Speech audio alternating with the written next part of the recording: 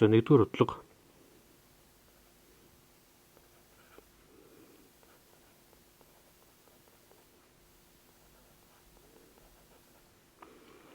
за модультай төгсгөлийн хувьд бол энэ нь тоо байгаад тэр нь тэгээс их үе тэнцүү тоо байх юм бол шууд ингээд утчихвол тэр модуль руу илэрхийлэн 7 тотонцсон эсвэл тэр модуль руу илэрхийлэн хасгалт тотонцоо гэдэг ингээд шууд 2 бодлоор үсэлгэж байна. За эхнийхээс бол 2-ыг үүсгэх нь 5x зэрэг нь 10 гэж гарна. За дараагийнх нь болохоор 3-ыг агшнуулахаар хасах 4 болно.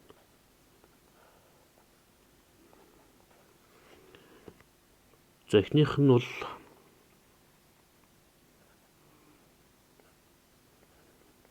(5x зэрэг тэнцүү 5) болон дараачих нь 5x зэрэг тэнцүү хасах 2 болно. За 5-ын ямар ч зэргийн хувьд бол хязгаарч хасах тэмдэгтэй тоо тэнцэхгүй учраас доотлон шууд шийдвэр болно. За энд бол 5-ын 1 зэрэг гэж байгаа учраас x тэнцүү 1 тэгээд ганцхан шийдтэй гэж гарч ирэх байна. За 2 дугаар бодлогыг бодъё.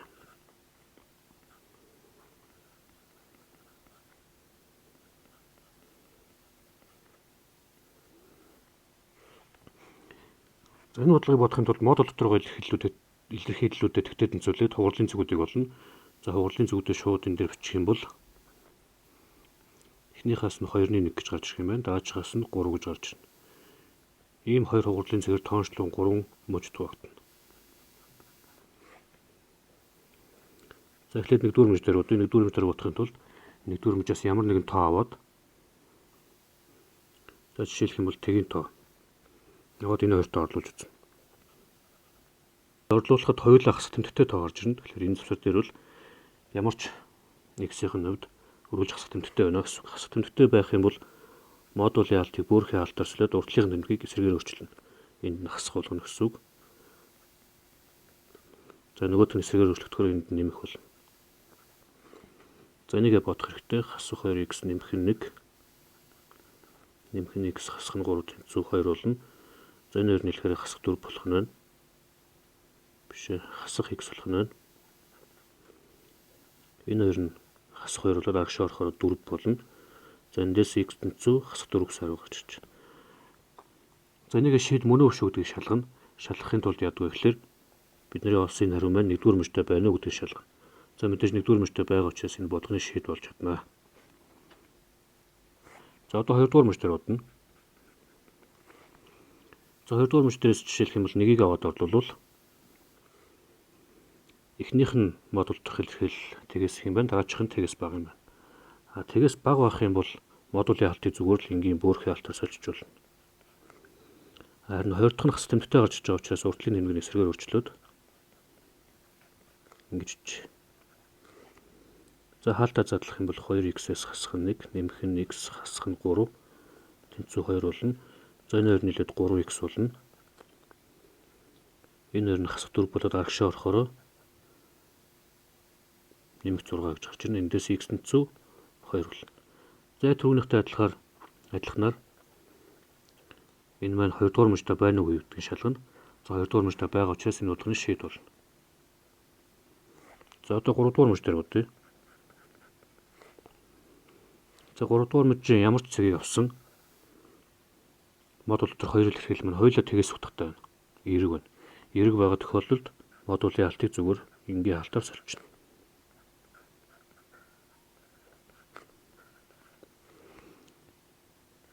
За 2x-ээс хасах нь x нэмэх нь 3 тэнцүү 2 болно.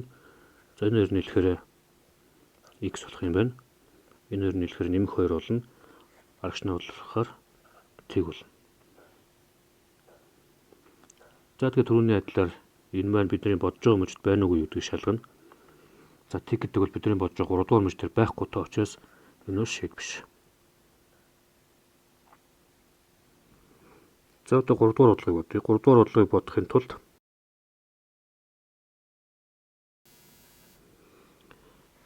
тэнцвэрийн тэмдэгний зүүн гар талын графикийг байгуулъя. За түүний ярьсан ясаар хугарлын 2 цаг гарч ирнэ. x тэнцүү 2, x тэнцүү хасах 2-ны 1-2 хугарлын цаг гарч ирнэ.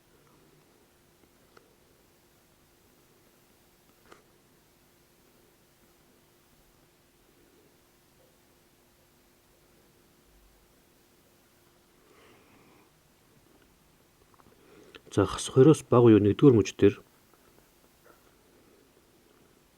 1-р мөчөөс ямар нэгэн тоо аваад энэ хоёртоо орлуулад үзнэ. За эхнийх нь бол нэмэх гарч ирнэ. Тэгэхээр 2-оос хасах нь x болно.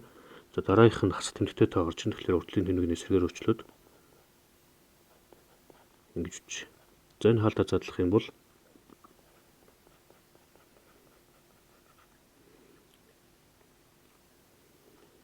гурав дээр нэмэх нь x гэж гарч ирэх юм байна. За өөрөөр хэлбэл 1-р мөч дээр тэнцвэр нэмний зүүн гардал нь ийм функцээр илэрхийлэгдэнэ гэсэн үг. За 2-р мөч дээр 2-р мөчөөс тоогоод орлуулвал эхнийх нь бас нэмэх байна. Тэгэхээр модулийн алтыг бүрхийн алтаар солино. Дараагийнх нь бас нэмэх байна. Тэгэхээр модулийн алтыг бүрхийн алтаар солиод урдлын нэмний хэвээр нь үлдээнэ. За ингэх юм бол 2-оос хасах нь x, хасах нь 2x, хасах нь 1 болно. За эн чинь юу болох вэ гэхээр 1-ээс хасах нь 3x болно. За 2-р мөч дээр ийм функцээр илэрхийлэгдэнэ гэсэн үг. За 3-р мөч дээр бодох юм бол эхнийх нь хасах тэмдэгтэй болно, дараачих нь нэмэх тэмдэгтэй. Тэгэхээр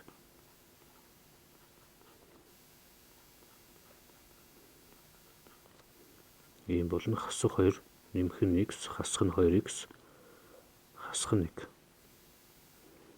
За ингэхээр хасах 3-аас хасах нь x. За ийм функцээр илэрхийлэгдэнэ. За завсар болгон дээр нь энэ гурван функцийн графикийг байгуулъя.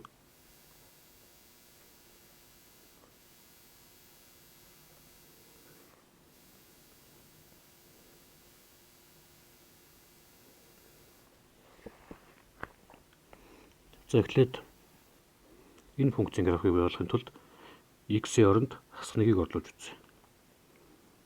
X-ийн оронд хасах нэгийг орлуулах юм бол нэмэх 2 гэсэн утга байна. За хасах 2-ыг орлуулчих юм бол нэмэх 1 гэсэн утга байна. За энэ нэрээр тарьсан шулуун байна. Гэхдээ энэ зураас цааш нь зурагдахгүй. За ийм график гарч ирнэ. За дараагийн функц буюу энэ функцийн графикийг зуръя. X-ийн оронд тгийг орлуулах юм бол 1 гэсэн утга авна. X-ийн оронд 1-ийг орлуулах юм бол хасах 2 гэсэн утга авах юм байна. За энэ хоёр цэгийг дарьсан шулуун гарч ирнэ.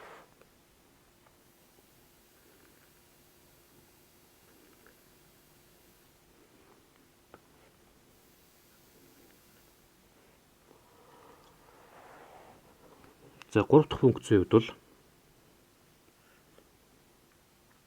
x-ийн оронд 2-ыг орлуулчих юм бол хасах 5 гэсэн утга авна. За энд хасах 1 байгаа. Хасах 2, хасах 3, хасах 4, хасах 5. Яг энэ цэг дээр нь за налтыг харах юм бол ер нь бол ингэж хашаа үргэлжлдэг график гарч байна.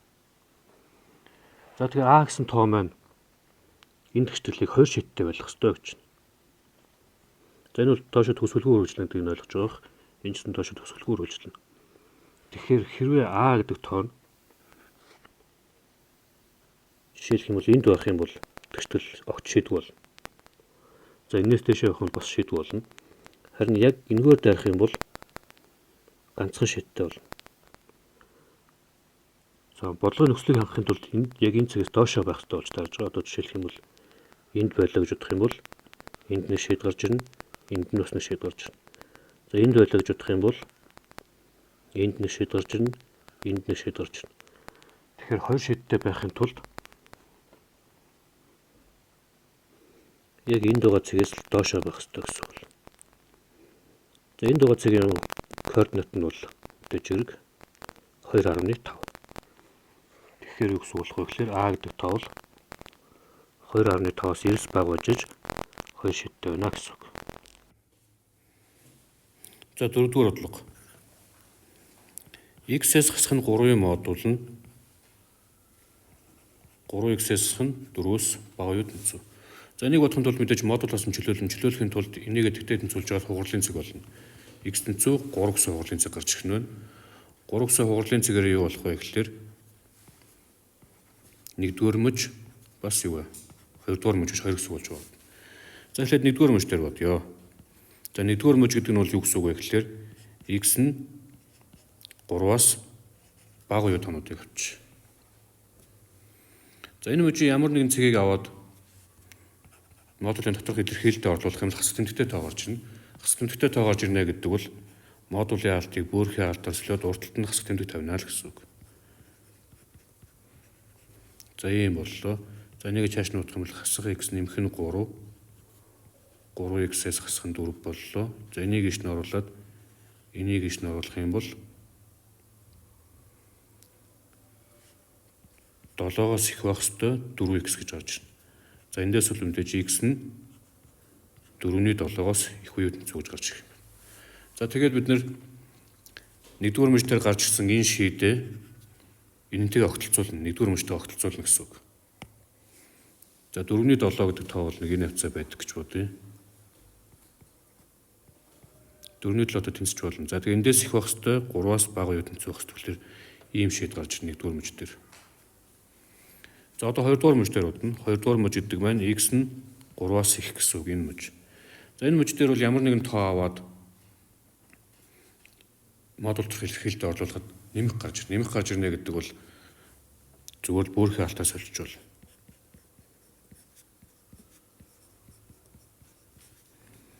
За эндээс мэдээж юу болох вэ гэхээр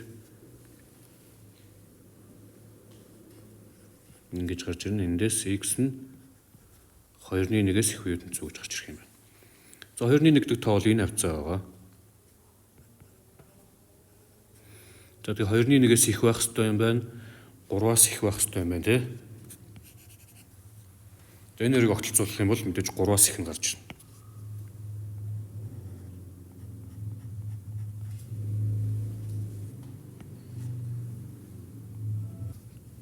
За ингээд болгоны эцсийн хариу юу болох вэ гэхээр x нь юу вэ?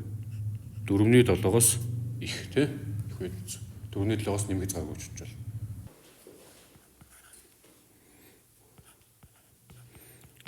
Хоёрын x дээр нэмэх нь 2 зэргээс хасах нь 3 нь 2-ын x зэргийн модулаас бага гэж. За ер нь бол шүү дээ тий. 2-ын x зэрэг хизээч юу вэ? Тэгээс бага байх боломжгүй. Тэгтээ тэнцэж боломжгүй. Тэгээс үргэлж юу вэ? Эрсэх. Тэгээс үргэлж эрсэх тооны модуль гэхэлэр тэр тоон шууд өөрөө гардаг юм тийм үү? Өөрөөр хэлэх юм бол тэр артлын модуль ямар ч хэрэггүй гэсэн үг. Бодлогонд ямар ч хэрэггүй. За тэгээд тэргээ бид нэр одоо яаж чухлэлэр ингээд чиж. 2-ын x дээр нэмэх нь 2 зэрэг хасах нь 3 гэдэг тоо бол 2-ын x зэрэгээс бага байх ёстой. Хасах тэмдэгтээ 2-ын x зэрэгээс их байх ёстой.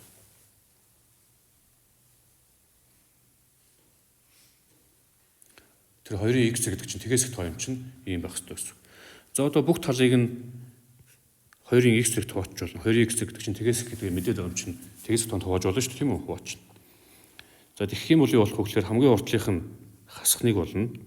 За дараачих нь эн чинь бол 2-ын x зэргийг үрчгэн 4 гэсэн үг шүү дээ. 4-өөс хасах нь 3-ыг хуваах нь 2-ын x зэрэг болно. За арталтаа нэмэх нэг бол. За одоо бүгднгөөс нь 4-ийг хасчих юм бол хасах 5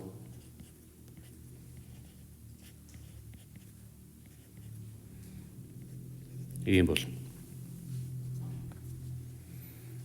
За одоо бүгдийг хасах 3-т хуваачих юм бол урталтаа хасахын нэмэх нь 3-ны 5 болно. За голд нь болохоор хасахын нэмэх нь 1-ийг хуваах нь ийм болно. За арталтаа хасахын нэмэх нь 1 болно. За хасах тэмдэгтээ тоонд хуваасан учраас их багын тэмдэг эсрэгээр өөрчлөгдөнө. За ийм бол. За тэгэнгүүтээ байрыг сольчих юм бол за голдоо 2x болно. Их багын тэмдэг нөгөө тишээ эргээд энд нь 1 болно. Энд нь юу болох вэ? 5-ны 3 болно. За 1 гэдэг бол 2-ын тэг зэрэг гэсэн үг. За энэ болохоор юу болох вэ гэхээр логарифм биш ээ. 2-ын логарифм 2 суурьтай 5-ны 3 бол. За эндээс зэргийн суурьуд нэгээс байгаа учраас шууд хайчиж болно. Эднэр нь бүгд адилхан бөгөөд нэгээс их учраас шууд хайчин өөрөлдөх юм бол логарифм 2 суурьтай 3-ыг хуваах нь 5-аас их байх ёстой юм байна гэсэн. Тэгээд тэгээс бага байх ёстой байгаад. За ерөөхдөө ботцсон. Гэхдээ хариулт маань таарахгүй байгаа учраас энэ хариултыг хуургах ёстой болж таарна. Энэ хариултыг хуургахын тулд яах вэ гэхээр логарифм А суурьтай Б гэдэг бол өөр суурьлуу шилжихтэй. Энийг хуваах нь ийм болдог. Энэ томьёог ашиглаад ln гэсэн I суурьтай логарифм руу шилжүүлье энэ тог. За тэгэхээр юу болох вэ гэхээр ln 3-ыг хуваах нь 5, хуваах нь ln 2 болно гэсэн үг. За дээдлэлтэй логарифмын чанар ашиглах юм бол ln 3-аас гасах нь ln 5, хуваах нь ln 2. За энэс их байх ёстой гэсэн тэгээс бага байх ёстой гэж гарч ирнэ.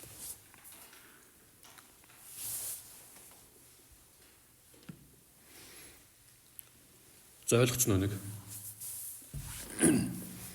За энийг ч мөчлөг болгоод үлдээж чинь тэгэхээр дахиад нөхөж үзээрэй заяа. За 6 дугаар бодлого 9-ийг бодит тоо гэж байгаа шүү аа.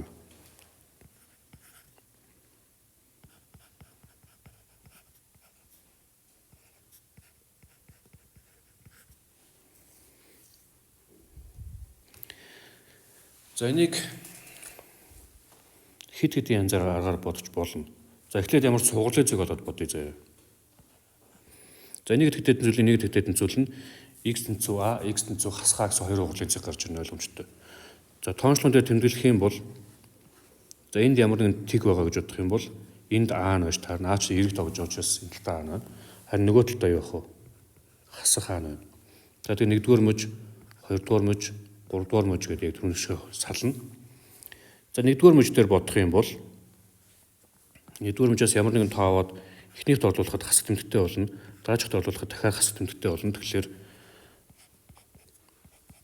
уртлын тэмдгүүдийнх нь тэмдгүүднээс эсрэгээр өөрчилж байна.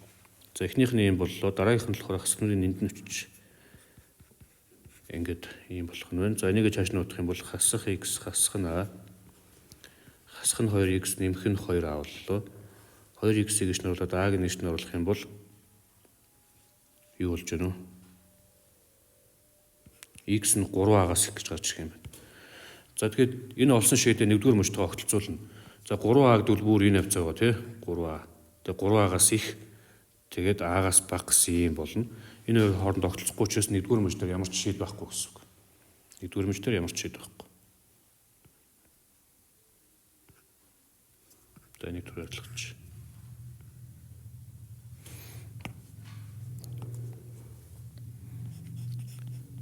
За 2-р мөж дээр бодъё. 2-р мөжөөс ямар нэгэн цаг аваад эхнийх нь орлуулах юм бол тэгээс их болно. Дараачихд нь орлуулах юм бол тэгээс бага болно. Тэгэхээр эхнийх нь зүгээр шууд хэвээрээ задраад дараагийнх нь болохоор ингэж задрах юм байна.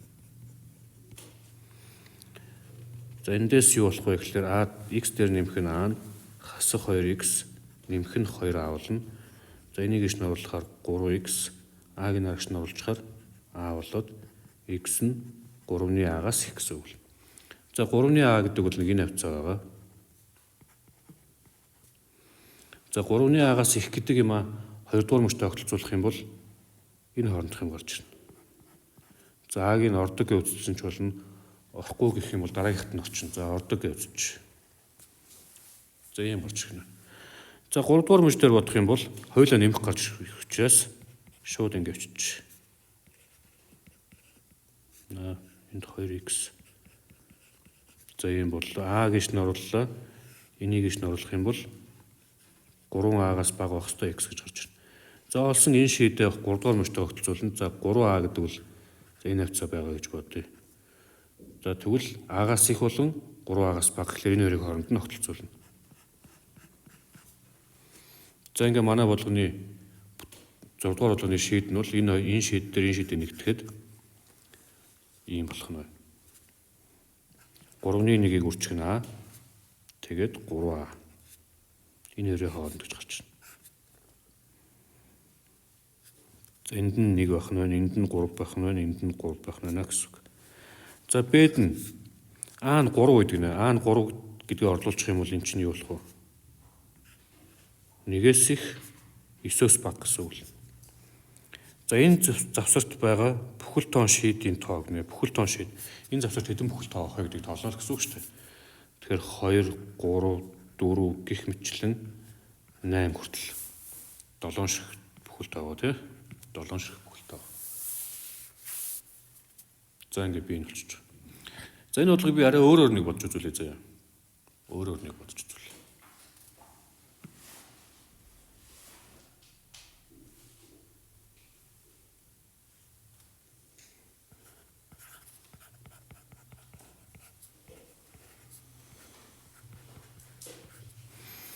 За эхлээд энэ функцийн графикийг байгуулъя. Өөрөөр хэлбэл y-100 x дээр нэмэх нь a энэ функцийн график.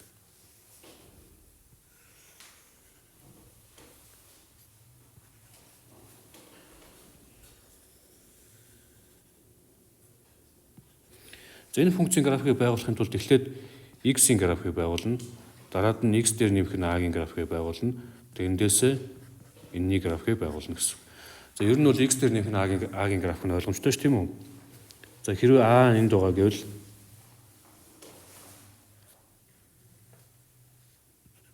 энд a байгаа. Энд хасгаа байгаа гэсэн үг. За энэ функцийн график юу болох вэ гэхээр яг энэ хоёр зэгийг дайрсан юу вэ? Ийм шулуун болно. Үнэ. За энээсээ модуль аавна гэх юм бол dot-ийн хэсэг нь алга болоод дээшээ нугларчин тийм үү? Dot-ийн хэсэг нь алга болоод дээшээ нугларчин. Ийм бол. За энэ бол x дээр нэмэх нь a-гийн модуль гэсэн функцийн график. За одоо энэний график байгуулъя. 2 дугаархын график. 2 дугаархын график шууд ингэж болно.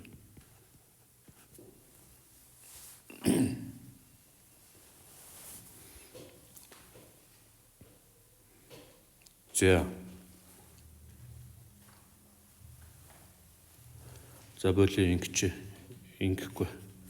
Зүгээр л энэнийх нь график байгуулчих. За энэний график юу болох вэ гэхээр налд нь бол А байгаа. Тэгээд за шууд ийм байх нь ойлгомжтой байх. Энд нь хасах хааг дайраад ингэж тавьсан график байж таарна. Үнэ. За энээсээ модуль авчих юм бол dot-ийн хэсэг нь алга болоод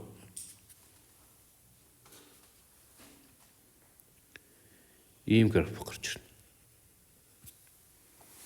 Гэхдээ энэ чинийхээ урталтаа юутай байгуулъя? Хоёрын тоогоор үржээд байгаа тийм үү? Хоёрын тоогоор үржээд байгаа. Тэгэхээр юу гэсэн үг гэхээр за энэ цэгүүд яг хэвээрээ байна. Энд байгаа 2 дахь хэсэд ийм болно. Энд байгаа 2 дахь хэсэд ийм болно. Хэмчлэн налд нь юу вэ? Ийм шовх график болно гэсэн үг. Ийм болно.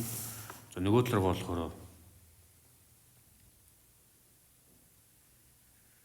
ийм график. За тэгэнгүүт хараа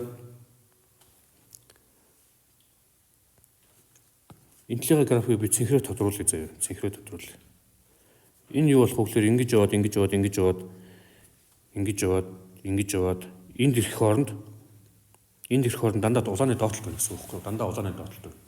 Өөрөөр хэлбэл энтлийнх нь их болчихно гэсэн үг. Артлынх нь их болчиход их байгаа гэсэн үг. Энэ хооронд бол ямар ч шийд байхгүй гэсэн нь яг эндээс эхлээд яасан бэ? Энэ бол яг 3-ны А байх нь шүү дээ. 3-ны А. 3-ны А-гаас эхлээд цэнхрэн дээдэлтэй гарч эхэлнэ. Цэгэн дээр гарна.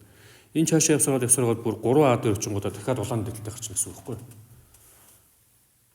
Тэгээд 3-ны А-гаас 3А хүртэл тэр хооронд л цэнхрэн дээлтэй байх нь бусд үед нь дандаа доотлолт нь гэсэн үг юм тий. За тэг графикаараа бодохлоор энэ багтахгүй бол жижигхэн зурхгүй багтахгүй болоод бодож байгаа хэцүү болох юм байна. За түрүүний арга баг дээр юм шиг байна. За 6 дугаар бодлого ингэ болсон. За 7 дугаар бодлогыг харах юм бол ингэнэ. Энэ олон гишүүнтийн зэргийг тодорхойлж байна. X-ийн хамгийн их зэргийг нь тэр олон гишүүнтийн зэрэг гэж үздэг тийм. Гэтэл энэ болохоор X-ийн 5 зэрэг гэж байгаа боловч уртталтаа T гэсэн коэффициенттэй байна. T гэсэн коэффициенттэй учраас энэ шууд байхгүй болчихно. Энэ бас T гэсэн коэффициенттэй болоод байхгүй болчихно. За тэр ч гэдэг нэг хамаагүй юм байна. За тэгээ эндээс хамгийн их зэрэг нь юу вэ? X-ийн 4 зэрэг юм байна. Тэгээ энэ олон гишүүнтийн зэрэг нь юу байх нь вэ? 4 байх нэ. За энэ бол олон гишүүнт биш. Ягаад гэвэл язгууртай X агуулсан байх учраас. За энэ бол бас олон гишүүнт биш. хасах зэрэг явж байна. Энд ч бас хасах зэрэг явж байна. Харин энэ бол олон гишүүнт мөн.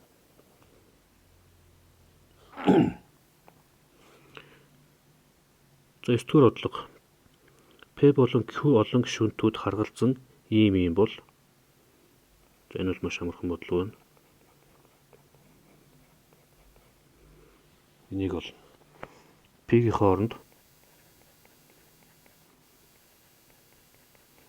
нэгэ тавьчихна, хасах нь Q-ийн хооронд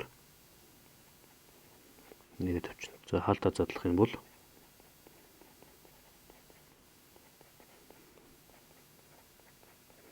энд гол нэмэх 3 болно шүү.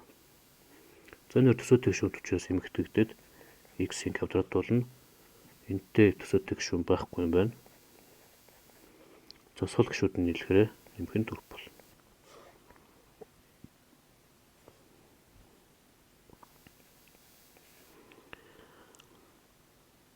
Аль нь үнэн бэ гинэ? За мэдээж ихнийх нь үнэн. Энэ тэглүүд байхгүй болчихно, энэ бас тэглүүд байхгүй болчихно. Тэгээд энэ бол x-ийн 3 зэрэгээс хасах нь 8 болчихно. За 8 гэдэг бол 2-ын 3 зэрэг учраас энийг яг томьёогоор нь задлах юм бол энэ гараад ирнэ. Тэгэхээр 2 дугаарх нь бас үнэн гэсэн үг. За 3 дугаарх дээр энд нь жишээлх юм бол кубын томьёо ашиглах юм бол x-ийн 3 зэрэгээс 3 зэрэг дээр нэмэх нь 1 болно. За артлын хасах нь 9-ийг хасах юм бол x-ийн 3 зэрэгээс хасах нь 8 болоод бас л зөв байна. Тэр нь 3 гуруулаа зөв гэсэн үг.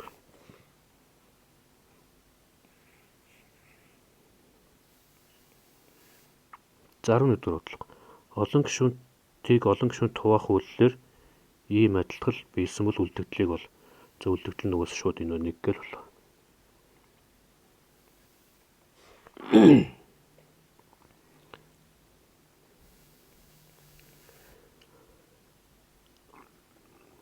За x-ийн 4 зэргийг x квадрат дээр нэмэх нь 2x хасах нь 1 хуваахад гарах үлдэгдлийг бол. За шууд хуваач. За жоохон зайтай авчиж.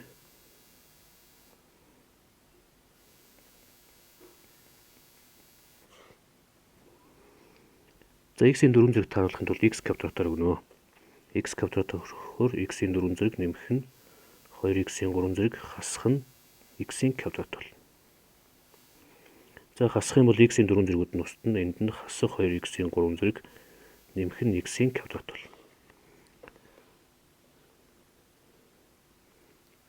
За энтэйгээ тааруулахын тулд хасах нь 2x-аар өгнө. За энд квадрат байгаа шүү. Энэ квадрат нь. За ингэж үчээд. За хасах 2x-ийн 3 зэрэг болно. Хасах нь 4x-ийн квадрат нэмэх нь 2x болно. За нэрийг хасах юм бол эхний хоёр нь бол мэдээж устна. Дараад нь болохоор 5x-ийн квадрат хасах нь 2x болно.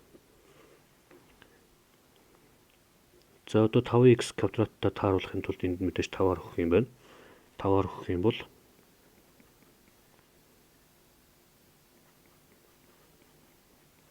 ийм бол. За хооронд нь хасчих юм бол 5x квадратууд нь устна. Энд нь хасах 12x нэмэх нь 5 болно. За энэ бол бидний олох ёстой үлдэгдэл.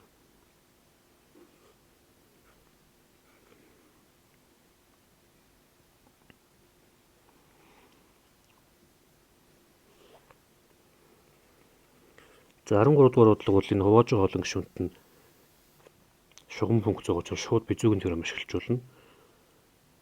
За px-ийг энд хуваахад гарах үлдэгдэл нь бол p 3-тай тэнцүү байдаг. Өөрөөр хэлбэл x-үүдийн хооронд 3-ыг орлуулаад боллоо. 3-ын 3 зэрэг нэмэх нь 2-ыг үржих нь 3-ын квадрат хасах нь 16-ыг үржих нь 3 нэмэх нь 3. За эхнийх нь 27 болно. Нэмэх нь 18 болно. Хасах нь 48 нэмэх нь 3. За энэ хоёр бол хасах 30 болох юм байна. Хасах 30 дээр энэ 27 нэмэх юм бол хасах 3 болно. Хасах 3 дээр нэг нэмэх юм бол тэг бол. За ер нь бол энд хуваахад тэг үлдэгдэл өгдөг буюу шууд хуваагддаг олон гишүүнт байсан байна.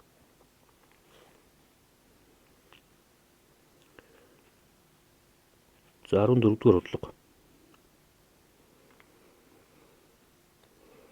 За олон гишүүнтийг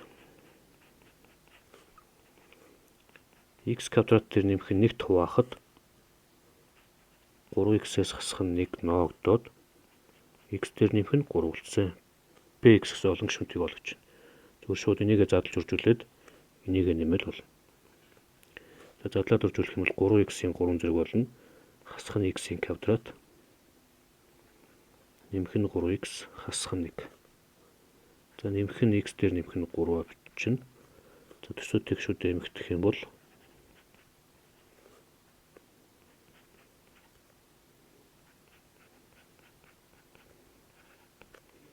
за px гэдэг нь ийм олон гишүүнт байсан байна.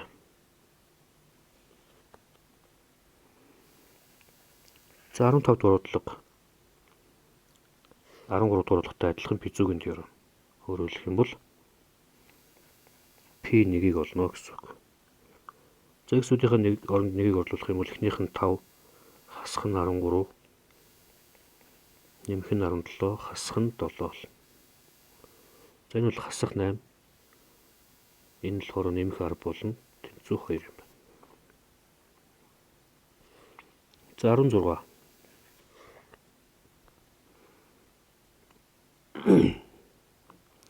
За тэр хуваагч буюу x квадрат дээр нэмэх нь x-ээс хасах нь 2 гэдэг нь өрсөлдөөн болон задардаг илэрхийлэл байна.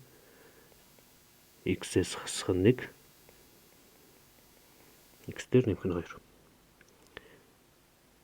За энэ олон гишүүнт хуваагдана гэдэг нь юу гэсэн үг гэхээр энэнд ч хуваагдана, бас энэнд ч хуваагдана гэсэн үг. За эхнийхт нь хуваагдана гэдэг нь юу гэсэн үг гэхээр p-ийн оронд 1-ийг орлуулахад тэг гарч ирэх ёстой. За дараачих нь юу гэсэн үг гэхээр p-ийн оронд хас 2-ыг орлуулахад бас тэг гарч ирэх ёстой гэсэн үг. За p-ийн оронд 1-ийг орлуулах юм бол 4 дээр нэмэх нь a, нэмэх нь 11, нэмэх нь b тэнцүү тэг байх ёстой юм байна. За p хас 2 гэдэг нь юу гэсэн үг вэ гэхээр хас 2-ыг орлуулахаар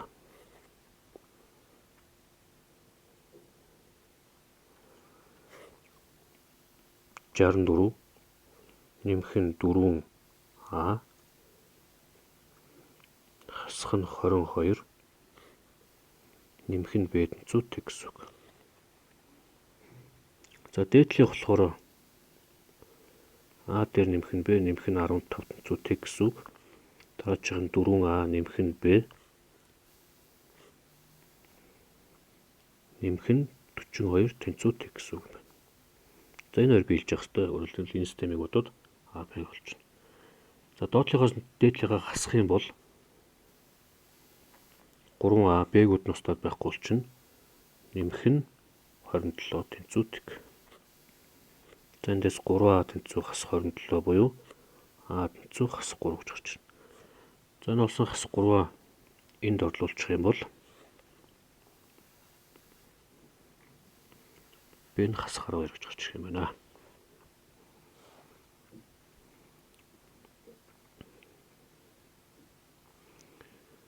За 17 дугаар бодлого юу гэсэн үг вэ гэхээр энэ олон гишүүнт хуваагдана. Өөрөөр хэлэх юм бол p-ийн оронд p-тэй хас 1-ийг орлуулах юм бол тэг гарч ирэх юм байна. Энд хуваагдныг үлдүүлнэ гэдэг бол p-ийн оронд хасах 2-ны 1-ийг орлуулах юм бол 1 гарч ирнэ гэсэн үг. За тэгээд түүнийх шиг бодчихно. За p хасах 1 гэдэг бол юу гэсэн үг вэ гэхээр хасах 8, нэмэх нь a, хасах нь b, хасах нь 1 тэнцүү тэг.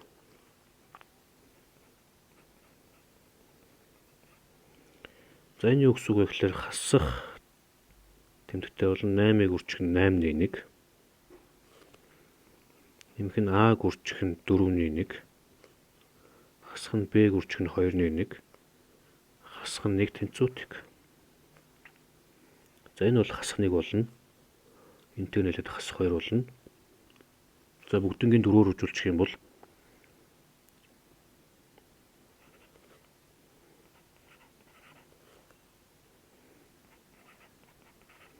ийм болно. За дээдлийн тэгтгэл нь болохоор ийм байна. За дээдлээс доотлыг хасчих юм бол аагууд нь устна. Хасж байгаа учраас энэ хас 2b гэдэг нэмэх 2b болоод b болно. Тэгээ хасах 1 тэнцүү тэг. Эндээс B тэнцүү 1 гэж гарч ирнэ. За 1 гэж олсон юм а энд орлуулчих. Тэгвэл А тэнцүү 10 гэж гарч ирнэ. За алдсан бодлого байх уу сайн шалгаарай.